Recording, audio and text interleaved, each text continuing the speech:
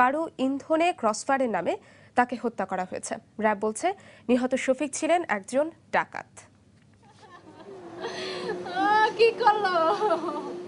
রোববার সকালে মিরপুরের বাসা থেকে মামলা সংক্রান্ত ব্যাপারে হাইকোর্টে যান শফিকুল ইসলাম। বেলা 2:30টার দিকে সর্বশেষ তার স্ত্রীর সঙ্গে মোবাইল ফোনে কথা হয়। এরপর থেকে ফোনে সংযোগ না পেয়ে খোঁজাখুঁজি করতে থাকে পরিবারের সদস্যরা।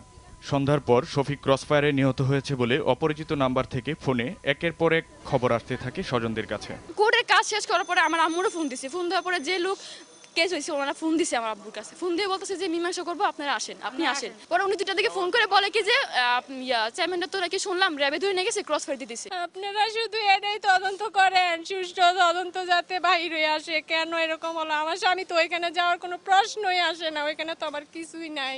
র্যাব যথারীতি জানায়, নারায়ণগঞ্জের 2500 উপজেলার গোপালদি এলাকায় ডাকাতির সময় র্যাবের সঙ্গে বন্দুক যুদ্ধে নিহত হয়েছেন শফিকুল ইসলাম। তিনি যে এলাকার ইউপি চেয়ারম্যান ছিলেন সেখানকার পুলিশ অর্থাৎ তিতাস থানা পুলিশ বলছে তার নামে 38টি মামলা আছে। তবে নিহতের স্ত্রী ও সন্তানদের অভিযোগ, পরিকল্পিতভাবে টাকার বিনিময়ে খুন করা হয়েছে তাকে। ওরা ভাবছে যে আমরা চুপ করে থাকবো, কোনো বলবে না। যখন সবকিছু সামনে আসতেছে ওরা কোনো কারণ দেখাতে পারতেছে না, কেন ক্রস ফায়ার করছে ওরা কিছু বলতেছে না, তখন কেন আবার লাশ নিয়ে যাবে নাটক সাজানোর জন্য? এটা কেন? হ্যাঁ, টাকার জন্য? আমাদের টাকার জন্য আমাদের না বাবা কেন নিয়ে যাবে শুধু শুধু? হ্যাঁ, এখানে কি দেশে কোনো আইন নাই? আইন হয় কেন এরকম করবে? তারা আগে থেকে বলতাছে র্যাব দিয়ে মারবো খালি। নিহত শফিকের লাশ ঢাকা মেডিকেল কলেজ হাসপাতালের মর্গে রাখা আছে খবর পেয়ে সোমবার দুপুরে সংবাদ সংগ্রহ করতে গেলে প্রথমে সাংবাদিকদের বাধা দেয় র্যাব। পরে তারা বিকেলে মর্গ থেকে লাশ অ্যাম্বুলেন্সে করে নিজেদের হেফাজতে নিয়ে যায়।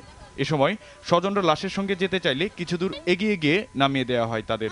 জোরপূর্বক টাইনা ছেঁচড়ে গাড়ি থেকে নামাই দিয়ে গেল। কোথায় নিতেছে তাও বলতেছে না যে আমরা যেখানে খুশি সেখানে নিয়ে যাবো, আপনাদের কোনো ব্যাপার নাই, আমরা নিয়ে যাবো। এটা কি আইন হলো? আইনের লোক হয়ে কেন এত অবিচার করবে বলেন? আপনারা বলেন কেন করবে এত অবিচার? আমরা কোথায় যাব? কোন আইনে যাব আমরা?